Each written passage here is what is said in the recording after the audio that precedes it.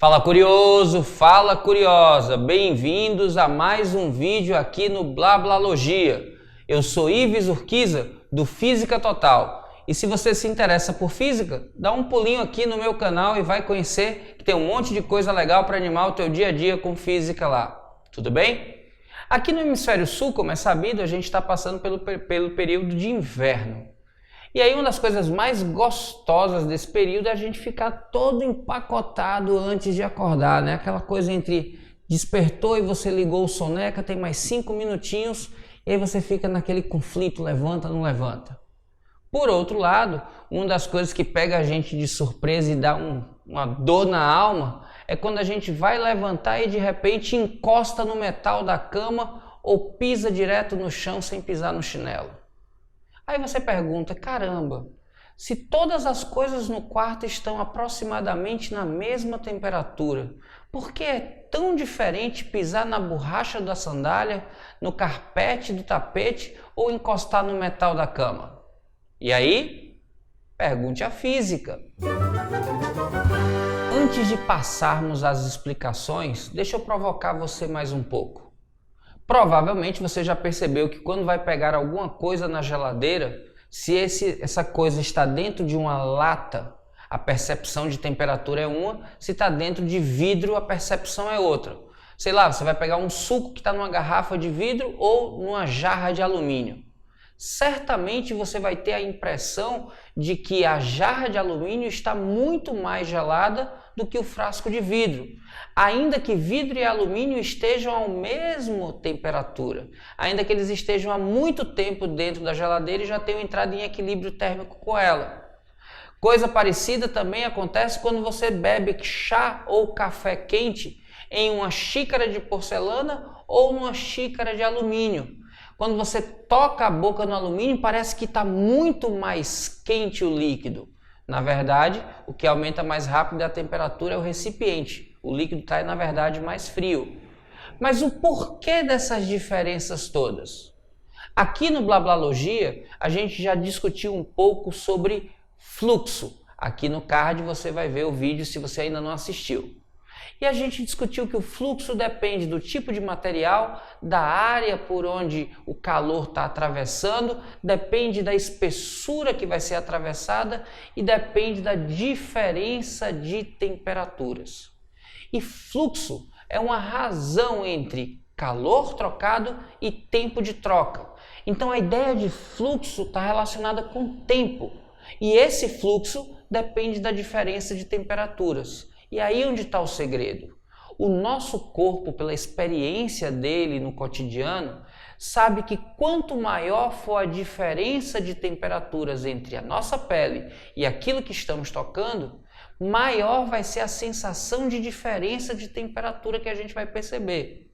Só que ele não está familiarizado em que a diferença do material também produz essa percepção.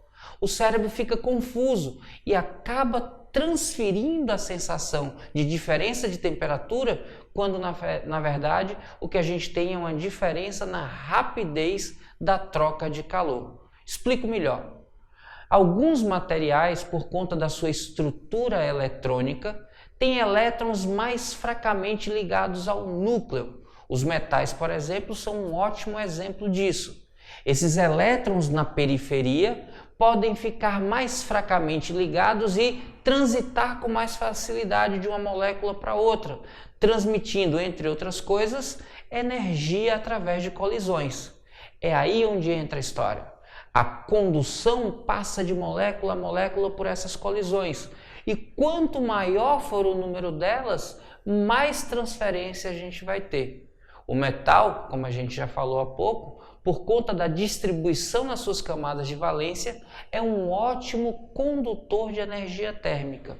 E o nosso cérebro acaba confundindo a velocidade com que é trocado o calor com a diferença de temperaturas entre a nossa pele e o corpo que está sendo tocado.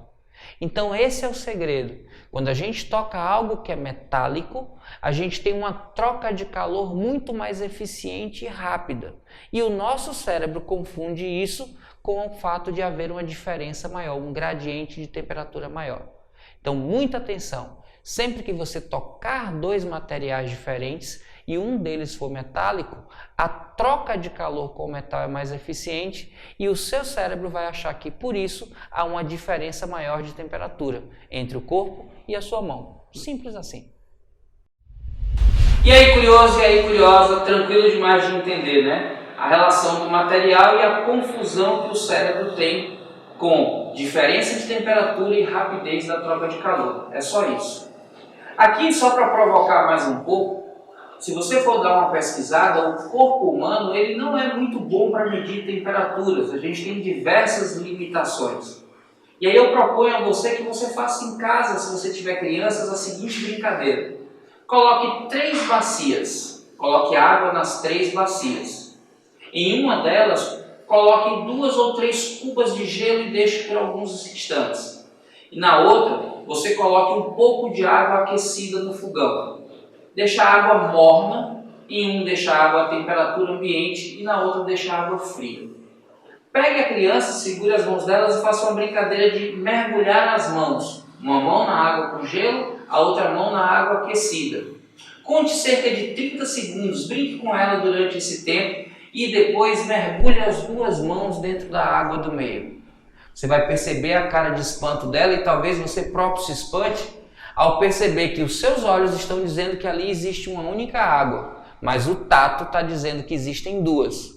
A mão mergulhada na água fria vai dizer que a água do meio está quente. A mão mergulhada na água quente vai dizer que a água do meio está fria e isso dá um tilt no cérebro.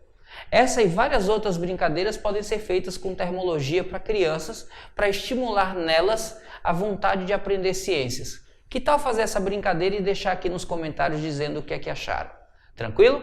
Aqui embaixo também comentários sobre esse vídeo, propostas de outros vídeos e outras perguntas interessantes. Vamos juntos, cada vez mais divulgando ciência.